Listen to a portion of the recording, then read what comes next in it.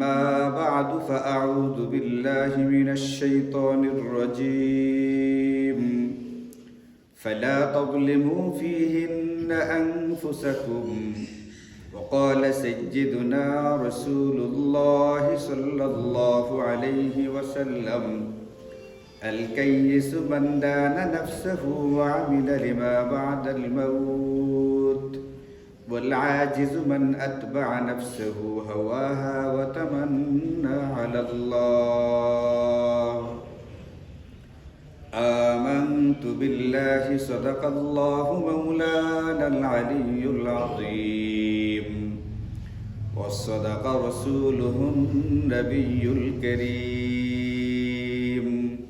ونحن على ذلك لمن الشاهدين والشاكرين والحمد لله رب العالمين اللهم صل على محمد وعلى آل محمد كما صليت على إبراهيم وعلى آل إبراهيم إنك حميد مجيد اللهم بارك على محمد وعلى آل محمد كما باركت على إبراهيم وعلى آل إبراهيم إنك حميد مجيد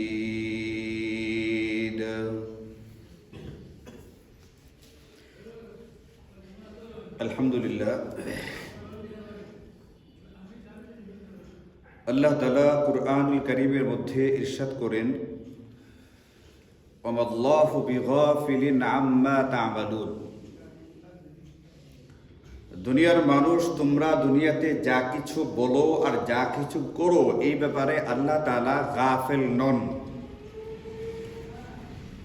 আল্লাহকে ফাঁকি দিয়া, আল্লাহকে না জানিয়ে, আল্লাহ পাকের অজ্ঞাত সারে দুনিয়াতে কোনো ব্যক্তি কোনো কথা বলবে, কোনো কাজ করে ফেলবে, এই সুযোগ আমাদের জন্য রাখাই হয় নাই।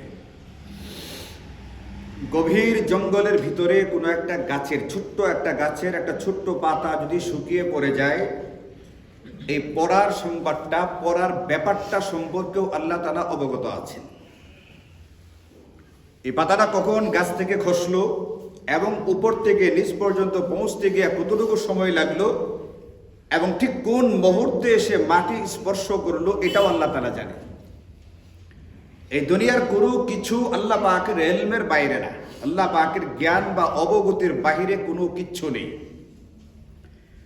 এই জন্য আমরা যারা মানুষ, পৃথিবীতে আমরা যারা মুকাল্লাফ, যাদেরকে আমাদেরকে দুনিয়াতে আল্লাহ পাকের ইবাদত বন্দেগী, আল্লাহ পাকের গোলামি করবার জন্য পাঠানো হয়েছে, আমাদের কর্তব্য হচ্ছে এটা, আমাদের করণীয় হচ্ছে এটা, আল্লাহ যেহেতু আমার সব কিছুর ব্যাপারেই একেবারে সদা সর্বদা জানছেন, আমাকে দেখছেন, আমার প্রতিটা কথা, প্রতিটা কাজ যেন সতর্কতার সাথে হয়, প্রতিটা মুহূর্তে যেন সচেতনতার সঙ্গে পার হয়।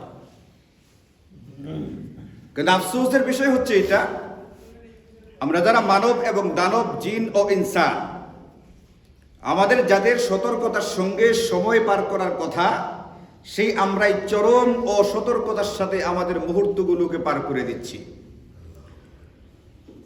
আমাদের কথা ছিল এটা, প্রতিটা সেকেন্ড, প্রতিটা মিনিটের হিসাব নেওয়া, প্রতিটা দিনের হিসাব নিজের মধ্যে রাখা। আমি কই সেই হিসাবটা করব, আমি হিসাবটা মেলাবো। আমার একটা দিন গত হলো, একটা সপ্তাহ গত হলো, একটা মাস, একটা বছর গেল, এটার একটা হিসাব মেলানো হচ্ছে আমার কাজ। কিন্তু আমি হিসাব না মিলিয়ে একেবারে বেপরোয়া হয়ে, চরম পর্যায়ের গাফিল আর উদাসীন হয়ে একটা বছর যে পার হয়ে গেল, এটাকে আমি আনন্দ আর উল্লাসের ব্যাপার বানিয়ে ফেলি। যারা পার হয়ে যাওয়া একটা বছরকে আনন্দ উল্লাসের ব্যাপার মনে করে, এই ব্যাপার মনে করাটাই তাদের চরম গাফিলতির একটা প্রমাণ। এই জন্য বিখ্যাত বুজুর্গ হযরত হাসান বসরি রাহিমাহুল্লাহ, যিনি বিখ্যাত বুজুর্গ ছিলেন, শুধু এতটুকুই না, অনেক বড় আলেম মুহাদ্দিস ছিলেন। উম্মাহাতুল মুমিনিনদের ঘরে তার ছোটবেলাটা, দৌড়তে দৌড়তে পার হয়েছে। নবীজির স্ত্রীগণের এক একটা ঘরে তিনি ছোটবেলাটা পার করেছেন, দৌড়াদৌড়ি করে, কখনো এই ঘরে কখনো ওই ঘরে, এইভাবে তার জিন্দেগি পার হয়েছে। বিখ্যাত বুজুর্গ হযরত হাসান বসরি রাহিমাহুল্লাহ বলেন এই কথাটা আমাদেরকে, আনতা আইয়ামুম মিন তিলকাল আইয়াম, ও দুনিয়ার মানুষ, তুমি তো কতগুলো দিনের সমষ্টি মাত্র।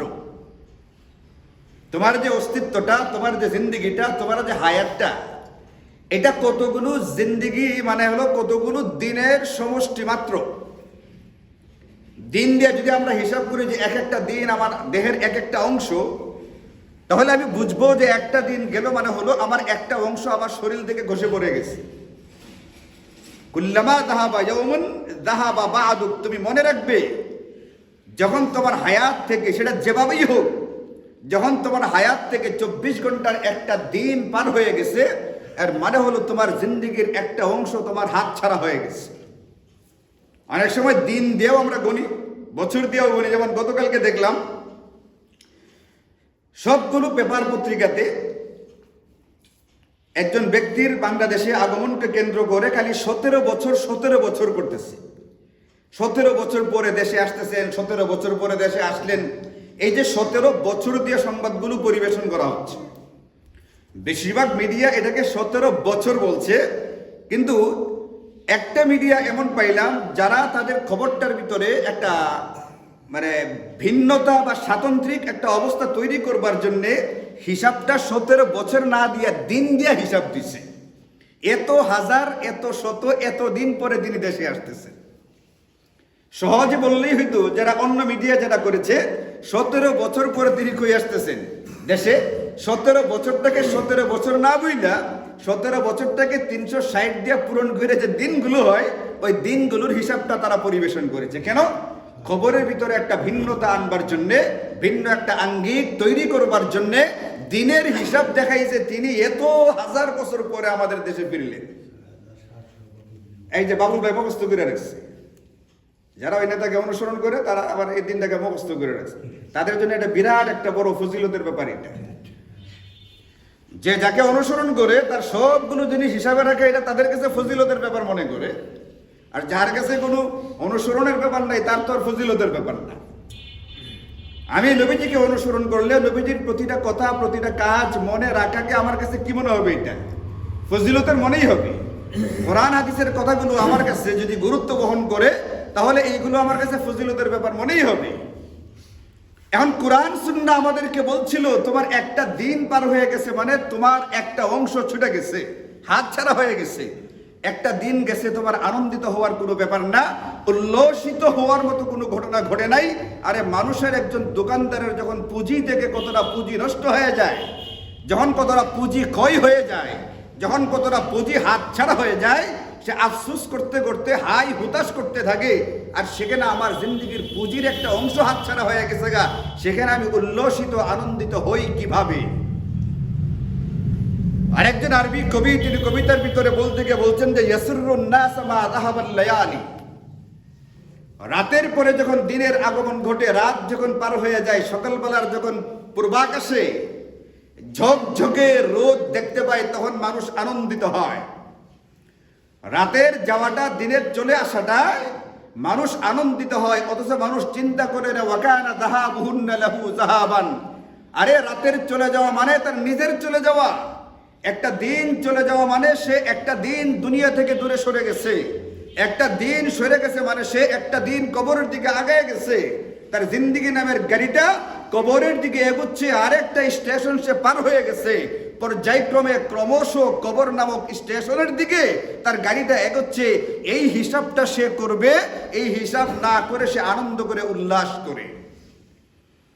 এখন আমরা যেরকম কত বছর পরে, কত দিন পরে নেতা ফিরলেন, এই হিসাবটা যতটুকু রাখি, আমার হায়াতের কত দিন, কত বছর চলে গেল, আমি কবরের কত মুহূর্ত পরিমাণ কাছে আছি, এই হিসাবটা আমি ততটাই বেখবর হয়ে থাকি। যেটা হিসাব রাখা দরকার ওইটা রাখি না, আর যে হিসাব রাখা দরকার নেই সেটা একবারে মুখস্থ করে ফেলি।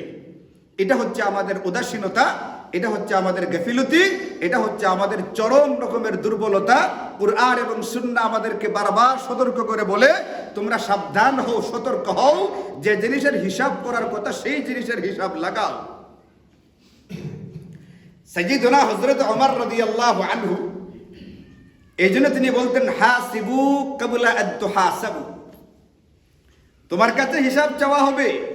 17 বছরের দিনটা যদি গুনে গুনে বের করা যায়, ক্যালকুলেশন করে 60 বছরে কতদিন হয় সেটা কি বের করা যাবে না যাবে না? তোমার কাছে প্রতিটা দিনের, প্রতিটা সেকেন্ডের, প্রতিটা মুহূর্তের হিসাব চাওয়া হবে।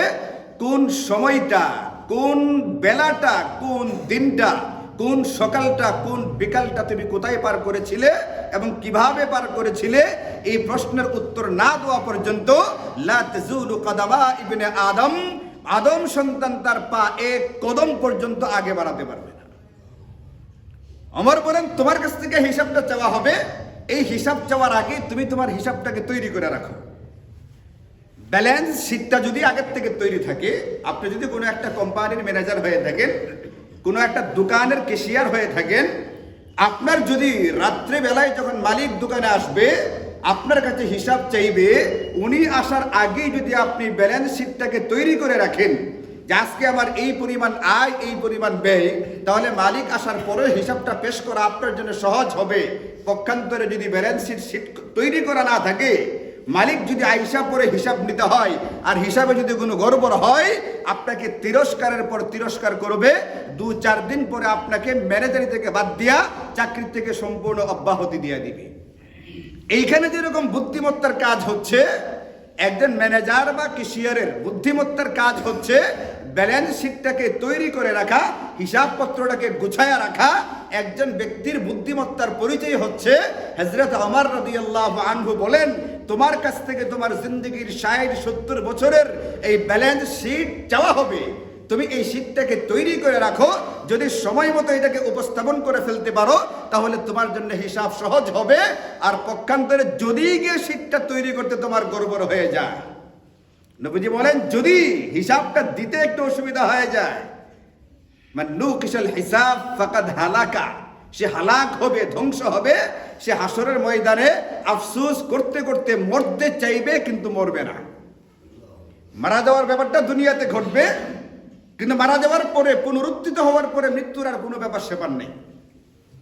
ভয়ঙ্কর অগ্নিকুণ্ডের ভিতরে থাকবে। এমনিতে দুনিয়াতে কিছুক্ষণ আগুনে পড়লে পরে মানুষটাকে বাঁচানো যায় না। বার্ন ইউনিট ওলাটা সারা 24 ঘন্টা মেহনত করে ওষুধপত্র দিয়ে ব্যক্তিটাকে বাঁচানোর চেষ্টা করে, তারপরেও বাঁচাইতে পারে না। গতকালকে না পরশু দিনের পেপারে দেখলাম, রাজনীতি করে বিএনপির এক নেতার বাড়িতে তালা মাইরে আগুন জ্বালিয়ে দিচ্ছে। ছোট্ট আইসা নামের ছোট্ট একটা মেয়ে, 6-7 বছর বয়সে, ওই দিনই মারা গেছে। আরেকটা মেয়ে, আরো 2টা মেয়ে পুড়ে গেছিল। এটার ওই 2 মেয়ের আরেকটা মেয়ে গতকালকে মারা গেছে 7-8 দিন পরে। এই মেয়েটাকে বাঁচানোর চেষ্টা করা হয়েছে না হয়েছে না? বাঁচানোর চেষ্টা করা হয়েছে। ডাক্তাররা চেষ্টা করেছেন আপ্রাণ মেয়েটাকে বাঁচিয়ে রাখবার জন্য, বাঁচিয়ে রাখতে পারে নাই। দুনিয়ার সামান্য আগুনে পুড়লে মানুষ মারা যায়, কিন্তু জাহান্নামের আগুনটা এরকম একটা আগুন, এটা দুনিয়ার আগুনের চেয়ে 70 গুণ মারাত্মক হবে। এর তাপ বা তীব্রতা, এর দাহ ক্ষমতাটা এত বেশি হবে, কিন্তু সুম্মা লা ইয়ামুতু ফিহা, সেখানে মানুষ মরবে না। মরতে চাইবে কিন্তু মরবে না। এখন আমার যদি হিসাব চাওয়া হয়, আল্লাহ না করুক, হাসরের ময়দানে আল্লাহ তাআলা আমাদের সকলকে বিনা হিসাবে জান্নাতে যাওয়ার তৌফিক দান করুন। হিসাব দিতে গেলে বিরাট বিপদের ভিতরে পড়তে হবে। এই জন্য হযরত ওমর বলছেন, তোমার কাছ থেকে হিসাব চাওয়া হবে। তোমার জিন্দেগির ব্যালেন্সটা কোথায় আয় কোথায় ব্যয় হয়েছে দেখাইতে হবে। দেখাইবার আগে তুমি তোমার ব্যালেন্স শিটটাকে তৈরি করে রাখো, যেন আল্লাহ পাকের আদালতে সহজে উপস্থাপন করতে পারো। তাহলে তোমার জন্য ব্যাপারটা সহজ। হাসিবু আনফুসাকুম ক্বাবলা আন তুহাসাবু। আর যদি এটা তৈরি না থাকে, বিরাট মুসিবত হবে। নবীজি বলছেন, ফাকাদ হালাকা, এই ব্যক্তি ধ্বংস হবে। ধ্বংস হবে এটা কি বললাম, মারা গেলে তো ভালো ছিল, কিন্তু সে কি হবে না, মরবে না। এই জন্য আমার আপনার কর্তব্য করণীয় হচ্ছে, যেহেতু আমাদের মালিক আল্লাহ যিনি, আমাদের রব যিনি, তিনি যেহেতু গাফেল নন, আমি যেন গাফেল না থাকি। উনি আমার কথা কার্যক্রম সবগুলোকে দেখছেন, সবগুলোর নোট করা হচ্ছে।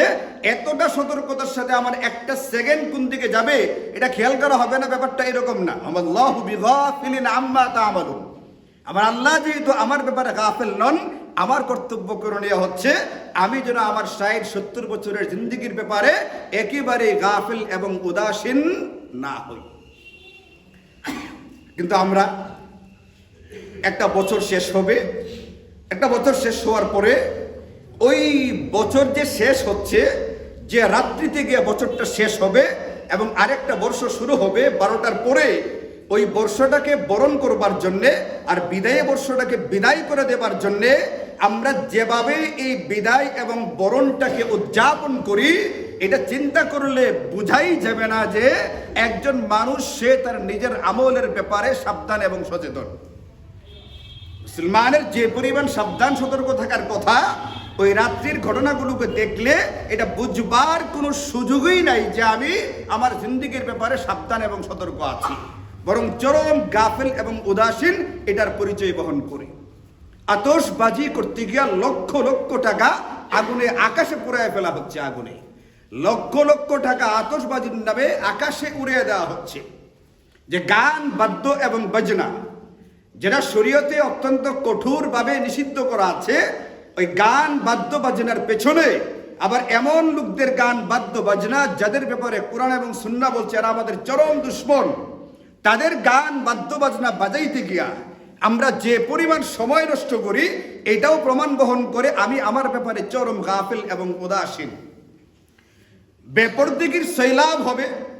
রাত্রিবেলায় ছেলে মেয়েরা একেবারে অবাধে তারা বের হইয়া আনন্দ উদযাপনের নামে যা ইচ্ছা তা করবে, অপচয় অপব্যয় করবে।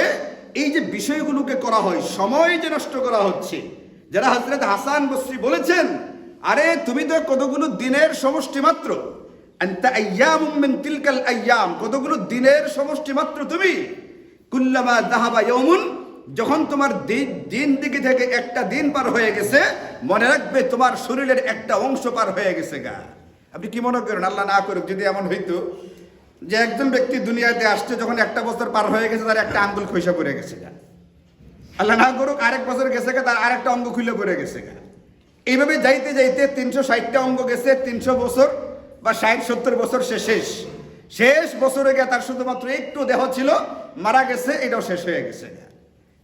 তাহলে এটা যেরকম ঘটতো, আল্লাহ ইচ্ছা করলে ওটা পারতেন, দয়া করে মায়া করে আমাদের অঙ্গ প্রত্যঙ্গগুলো ঠিকঠাক রাখেন, কিন্তু এটার কিছুটা তেজ কমায় দেন। যেমন চোখের পাওয়ার কমে, দেহের শক্তি কমে, এটা কমায়া বুঝান।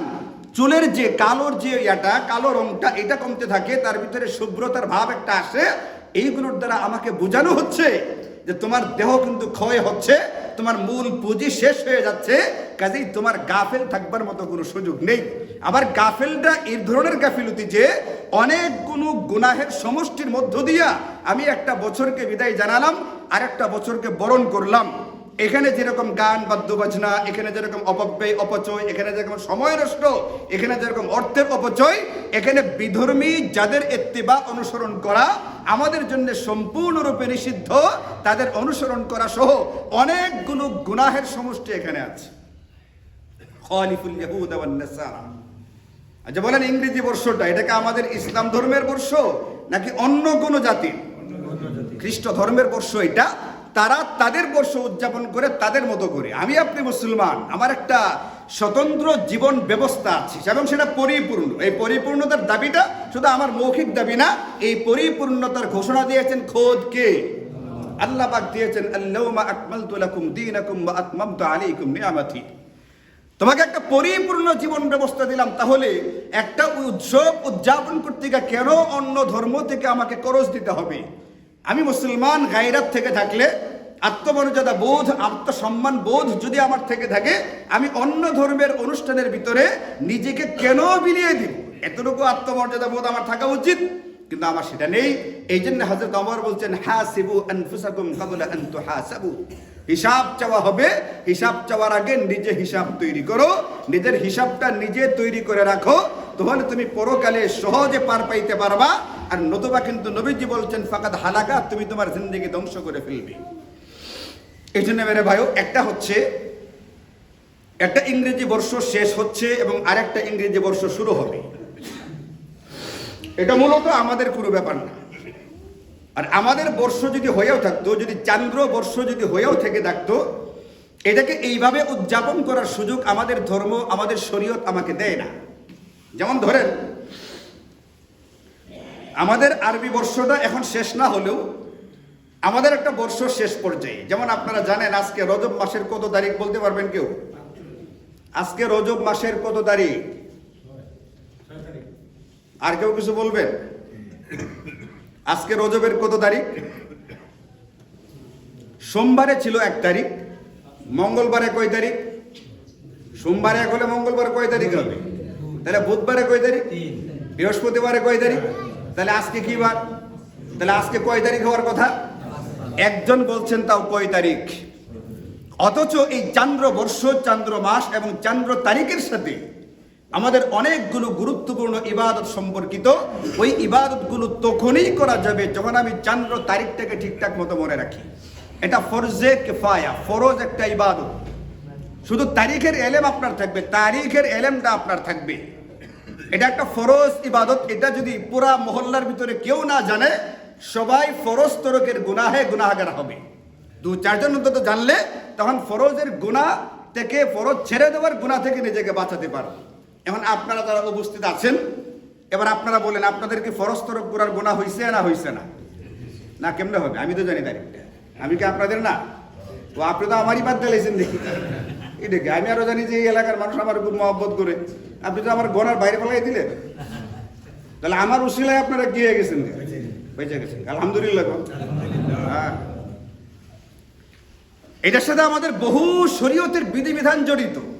যে জিনিসটার হিসাব রাখার কথা ওটার হিসাব আমরা রাখি না, কিন্তু 25শে ডিসেম্বর সেটা আমি জানি, কয়টায় কি ঘটবে সেটা আমি জানি, বিমান কয়টায় উড়বে সেটাও আমি জানি, কতক্ষণ উড়বে সেটাও আমি জানি, কোথায় কে প্রথমে নামবে সেটাও আমি জানি, পরে কে কোথায় নামবে সেটাও আমি জানি। 3 দিন পর্যন্ত পুরো রুটিনটা আমার মুখস্থ। যেটা ফরজ আর ওয়াজিব তো দূরের কথা, সুন্নত মুস্তাহাব না, আর যেটা ফরজ তার হিসাবটা আমার জানা নাই।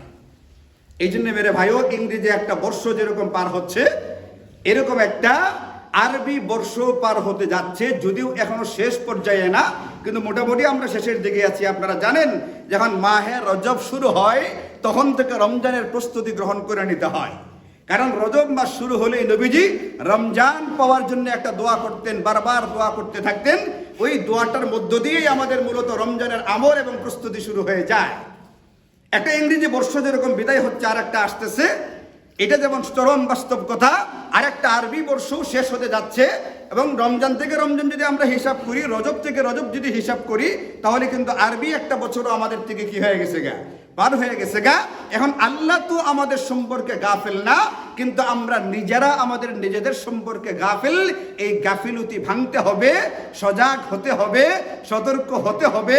আমার কর্তব্য করণীয়টা কি, এই ব্যাপারে আমাকে জানতে হবে এবং সেইভাবে বাকি জিন্দগিটা পার করার প্রস্তুতি নিতে হবে। কিন্তু আমাদের সেই প্রস্তুতি নেই, এমনভাবে চলছি দুনিয়াতে। একজন মুহাদ্দিস তিনি কিতাব লিখছেন, ওই কিতাবে আমাদের আগে ওরা যারা বুজুর্গ ছিলেন, দিনদার ছিলেন, তাদের কিছু ঘটনা তিনি আনছেন। তারা জিন্দগিটা কিভাবে হিসাব করে পার করতেন, হিসাবটা দেখাইবার জন্যে। আমরা তো বছর শেষ উদযাপন করি যেমনে ইচ্ছে তেমনে, উল্লাস করি, উল্লাসের মধ্য দিয়ে পার করি। তারা কেমনে হিসাব করতেন তার কতগুলো ঘটনা শোনাইছেন আমাদের। একজন হযরতে জুনায়েদ বাগদাদি, বিখ্যাত বুজুর্গ, তিনি শুধুমাত্র এখন আমাদের কাছে আদর্শ হয়ে আছেন এরকমটা না, উনি ওনার জীবদ্দশাতেই কিংবদন্তি তুল্য হয়ে গেছেন। তো ওনাকে জিজ্ঞেস করা হলো যে আপনার যে এত মর্যাদা, এত সম্মান, দল মত নির্বিশেষে, ধর্ম বর্ণ নির্বিশেষে সবাই আপনাকে সম্মান করে মর্যাদাতে, আপনি এই স্তরে কিভাবে পৌঁছলেন? তখন হযরত জুনায়েদ বাগদাদি বললেন, আমি 30 বছর যাবৎ প্রত্যেক দিন আমার দৈনিকের হিসাবটা আমি করি।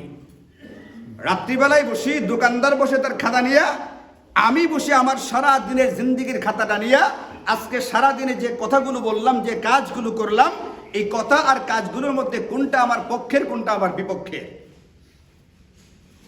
মানুষের বনু আদমের প্রতিটা কথা হয় তার পক্ষে অথবা বিপক্ষে দাঁড়াবে, হাসরের ময়দানে তার পক্ষে দাঁড়াবে অথবা বিপক্ষে।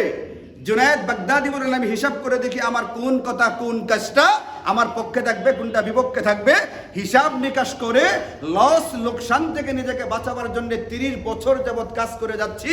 এই জন্য আল্লাহ তাআলা আমাকে আজকে এই মর্যাদা দিয়েছেন।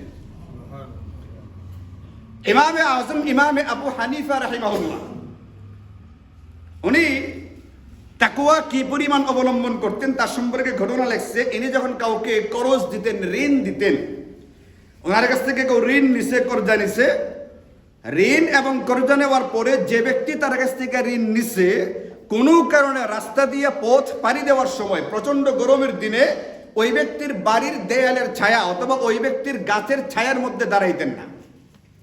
অনেকে জিজ্ঞেস করা হলো, এত কষ্ট হচ্ছে রোদে, আপনি একটু বিশ্রাম করেন, বিশ্রাম নিয়ে তারপরে যান।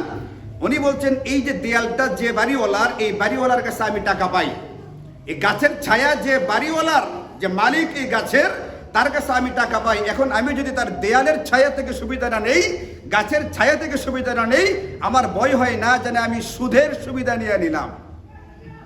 একজনকে ঋণ দিলে তার কাছ থেকে সুবিধা নেওয়াই তো সুদ, যদিও এটা সুদ না, এটা হচ্ছে তাকওয়ার সর্বোচ্চ স্তর। যেটা ওনারা জিন্দেগিটাকে হিসাব করতেন এইভাবে হিসাব করবার কারণেই তারা গোটা পৃথিবীতে কিংবদন্তি হয়ে আছেন। গোটা পৃথিবীতে অসংখ্য মানুষ তাদের মাধ্যমে কোরআন সুন্নাহর অনুসরণ করে, তাদের নাম উচ্চারণ করলে মুখ দিয়া ইচ্ছায় অনিচ্ছায় রাহিমাহুল্লাহ রাহমাতুল্লাহ আলাইহি এই দোয়াগুলো বের হয়ে আসে। কেন? কারণ তারা তাদের জিন্দেগির হিসাব মিলায় মিলায় চলতেন। এই জন্য আমার আপনার কর্তব্য হচ্ছে জিন্দেগির হিসাব মিলানো। এখন আমাদের সমাজে কিছু মানুষ তো এরকম আছে, নামাজ রোজা তো মোটামুটি পড়ি ঠিকই আছে, কিন্তু বাকি কোনো ক্ষেত্রে কোনো হিসাব নিকাশ মিলাই না। কিভাবে খালি কোন কৌশলে, কোন বাহানায় অন্যের সম্পত্তি ভোগ করা যায়, অন্যের জায়গা জমি দখল করা যায়, কিভাবে কিছু টাকা পয়সা খালি ছিনিয়ে নেওয়া যায়, এই ধান্দা, এই ভাবনাটা আমার মাথার ভিতরে থাকে। গত কয়েকদিন যাবৎ আমার কাছে 2-4 জনে জানাইছে, এই মসজিদে একজন ব্যক্তি কিছুদিন ছিলেন, মানে এখানে তার আনাগোনা ছিল, আমাদের সাথে সম্পর্ক রাখে এবং আমি তাকে এই এলাকাতে আনছিলাম। এখন এই লোকে বিভিন্ন জনের কাছ থেকে টাকা নিচ্ছে, টাকা নিয়ে টাকা আর ফেরত দেয় না। কোনো একটা বাহানায় টাকাটা নেই, টাকাটা নিয়ে পরে আর টাকা ফেরত দেন। আমি আপনাদেরকে বলে রাখি একটা কথা, মাঝখানে যে প্রসঙ্গটা চলে আসছে, আমি আপনাদেরকে বলে রাখি, যদি আপনাদের কারো কাছে কেউ কোনো টাকা বাণিজ্যের ভিত্তিতে চায় অথবা করজ হিসেবে চায়, আপনি আপনার বুদ্ধি বিবেচনা খাটিয়ে তারপরে টাকা দিবেন। টাকা দেওয়ার পরে বলবেন যে হুজুর ভাই, আপনার সাথে সম্পর্ক লোকটা ভালো ছিল এই জন্য দিছিলাম, হুজুর আপনার পরিচয়ে পরিচিত হয়েছিলাম, মনে করছিলাম ভালো মানুষ এই জন্য দিছিলাম, এই অভিযোগটা আমার কাছে আনবেন না। এবং আমার অভিজ্ঞতা, আমার এই ছোট্ট জিন্দেগির অভিজ্ঞতা আমি যদি আপনাদেরকে বলি, আমি গত বছর একটা টাকা নিয়ে বড় রকমের পেরেশানিতে পড়লাম, মানে আমার জন্য অনেক বড়, 10 লাখ টাকা। আপনাকে বলি ঘটনাটা, 10 লাখ টাকা আপনাদের অনেকের কাছে এটা কোনো ব্যাপারই না, কিন্তু আমার কাছে একটা বিশাল বোঝা হয়ে দাঁড়াইছে। মনে করেন যে 10 মণ ধানের বস্তা একটা মাথার দিয়ে দাঁড় করাই দিছে, আমার কি পরিমাণ পেরেশান হবে।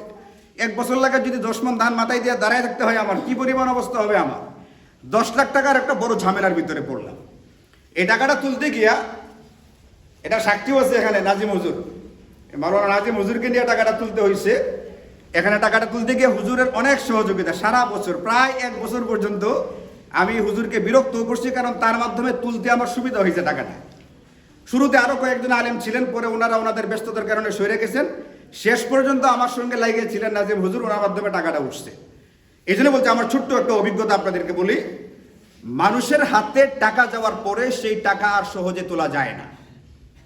উচিত ছিল ইমামে আজম ইমামে আবু হানিফার মতো পেরেশান থাকা, উদ্বিগ্ন থাকা, উৎকণ্ঠায় থাকা, আমার কাছে যে পাওনাদার পাওনাটা পায় আমি তার পাওনাটা পরিশোধ করি, কিন্তু এইটার ব্যাপারে একদমই আমাদের কোনো রকমের পেরেশানি নাই। আমি টাকা পাইলে এটাকে উদ্ধার করার জন্য আমি পেরেশান থাকি, আর শরীয়ত বলছিল তুমি তোমারটা উদ্ধার করার চেয়ে তোমার কাছে যে পায় তারটা পরিশোধ করবার জন্য তুমি পেরেশান থাকো। দুনিয়াতে বাহ্যিক দৃষ্টিতে আমরা কোনটা মনে করি? বাহ্যিক দৃষ্টিতে আমরা মনে করি যদি আমার কাছ থেকে বাইল বুল দিয়া কোনো ক্রমে আমার কাছ থেকে টাকা নিয়ে নেয়, আমি ঠকে গেলাম, সে কি হয়ে গেল গা, জিতে গেল গা। এটা হলো আমাদের দুনিয়ার মানুষের বিবেচনা। আমি যখন 10 লাখ টাকা দিলাম, এই টাকাটার কারণে আমাকে কত মানুষ যে বেকুল আর বুন্দা বলছে আপনি হিসাব করতে পারবেন না। আমার ছোট ভাই বোন পর্যন্ত আমার বেকুল বুন্দা বলছে, আমি কিচ্ছু বলতে পারিনি। 1 বছর লাগাত খালি সয়ে গেছে কেড়ে, কারণ আমার দ্বারা কি হয়েছে, ঘটনাটা সংঘটিত হয়েছে। আমি কেমনে দিছিলাম, কতটুকু সতর্কতার সাথে সঙ্গে দিছিলাম, এটা ডকুমেন্ট ছিল কোনা ইত্যাদি বহু কাগজপত্র ছিল, কিন্তু এরপরও বহু মানুষ যারা আমার সামনে কথা বলার সাহস পায় না তারা আমাকে ব্যাককল বুন্দা পর্যন্ত বলছে। এখন আমার অভিজ্ঞতা হলো এটা, একজন মানুষ দুনিয়ার বিচারে চিন্তা করে আমার কাছ থেকে টাকা নিছে, যে নিচে সে জিতে গেছে গা, আমি কি হয়ে গেছি গা, ঠইকা গেছি গা। কিন্তু মনে রাখবেন কুরআন এবং সুন্নাহ বলছে এটা মাত্র কয়েক বছরের বাহ্যিক ব্যাপার। এটা আপাত দৃষ্টিতে আমার ঠকে যাওয়া, তার জিতে যাওয়া, কিন্তু চূড়ান্ত পরিণতিতে শেষ বিচারের বেলায় কুরআন এবং সুন্নাহ বলছে যে নাকি টাকা নিয়ে তারপরে পলাইছে, যে নাকি অন্যের সম্পত্তি ভোগ করে দখল করে রাখছে, অন্যের সম্পত্তি ভোগ করতে করতে দিন পার করতেছে অথবা ভোগ করতে করতে মারা গেছে, শরীয়ত বলছে এই ব্যক্তিটা নবীজির ভাষায় চরম নিঃস্ব এবং প্রতারিত একটা ব্যক্তি।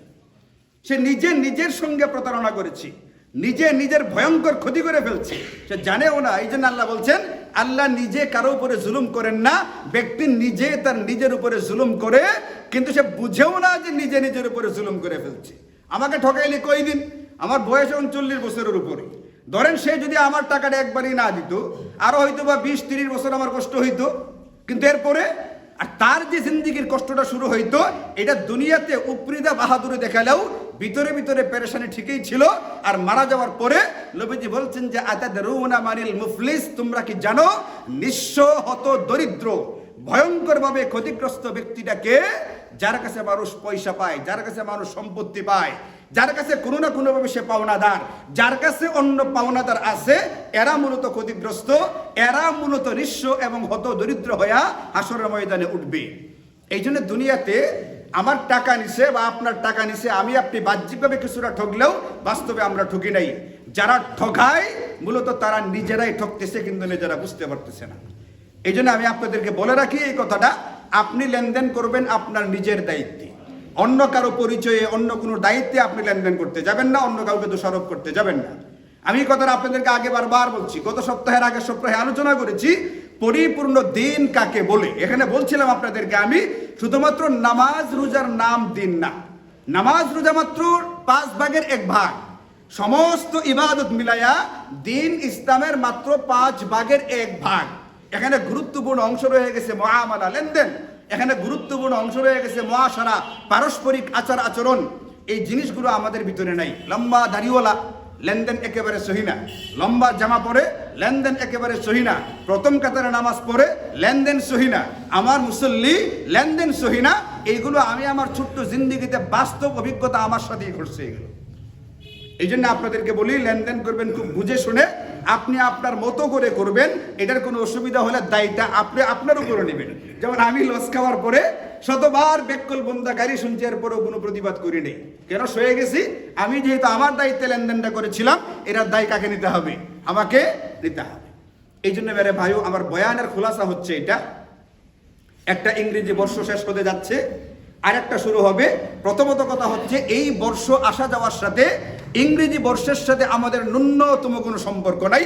এটা একটা খ্রিস্ট ধর্মের ব্যাপার, তাদের সাথে আমাদের ইত্তেবা করার সুযোগই নেই। বরং নবীজি বলছেন এদের বিরুদ্ধে বা বিপরীত অবস্থা নিয়ে তুমি চলাফেরা করো। আর আরবি যে বর্ষটা আসতেছে, যে বর্ষটা বিদায় হচ্ছে, এই বর্ষ থেকে আমাদের জন্য কিছু করণীয় কর্তব্য আছে। 1 নম্বর করণীয় কর্তব্য হচ্ছে বিগত বছরটার একটা হিসাব লাগাইতে হবে, একটা ব্যালেন্স শিট তৈরি করতে হবে, যেন আল্লাহ পাকের সামনে ওই শিটটাকে পেশ করতে পারি।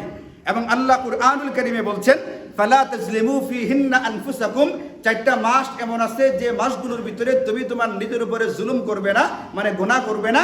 এর ভিতরে অন্যতম একটা মাস হচ্ছে রজব মাস, যে মাসটা শুরু হয়ে আজকে 5 দিন চলছে। এবং এই মাসে বেশি থেকে বেশি নফল ইবাদত বন্দিগির কথা বলা আছে। সুনির্দিষ্ট কোনো ইবাদত নেই, নফল ইবাদত বন্দেগী যার যার মতো করে যতটুকু পারে বেশি বেশি করার চেষ্টা করবে। নফল নামাজ পড়তে পারে, তেলাওয়াত করতে পারে, জিকির আজকার, তাসবিহ তাহলিল এইগুলো করতে পারে, নফল রোজা রাখতে পারে, এইগুলো যে যতটুকু পারে বেশি বেশি করার চেষ্টা করতে থাকবে। এবং নবীজি একটা দোয়া পড়তেন এই মাস শুরু হয়ে যাওয়ার পরে রমজান পর্যন্ত, যাতে করে রমজানকে নাগাল পাওয়া যায়। এত বিশাল এবং বিপুল পরিমাণ খায়ের কল্যাণ বরকত নিয়ে আসতেছে রমজান, এত কাছে আসার পরে যেন রমজানের বরকত থেকে মাহরুম না হইতে হয়, রমজান পর্যন্ত হায়াত পৌঁছে যায়, এটার জন্য নবীজি দোয়া করতেন। এই দোয়াটা আমাদের মুখস্থ করতে হবে এবং ব্যক্তিগতভাবে মাঝে মধ্যে পড়তে থাকতে হবে। এটা ইস্তিমাইভাবে পড়ার মতো ব্যাপার না, এটা ব্যক্তিগতভাবে পড়তে হয়। আমি এক দুবার আপনাদের সঙ্গে পড়ি, পরে আপনারা নিজ নিজ মতো করে পড়বেন। নফল ইবাদত বন্দেগী এখন থেকে বাড়াবেন এবং রমজানের জন্য মানসিকভাবে এখন থেকে ভিতর থেকে এক প্রকার আনন্দ অনুভব করতে থাকবেন এবং প্রস্তুতি নিতে থাকবেন ইনশাআল্লাহ। আল্লাহ তাআলা আমাদেরকে তৌফিক দান করুন। চলেন দোয়াটা একবার পড়ি। আল্লাহুম্মা বারিক লানা ফি রাজাবিন ওয়া শাবান ওয়া বাল্লিগনা রমাদান। আল্লাহুম্মা বারিক লানা ফি রাজাবিন ওয়া শাবান ওয়া বাল্লিগনা রমাদান। আল্লাহুম্মা বারিক লানা ফি রাজাবিন ওয়া শাবান ওয়া বাল্লিগনা রমাদান। যদি সুন্নত পড়া বাকি আছে সুন্নত পড়ে ফেলি।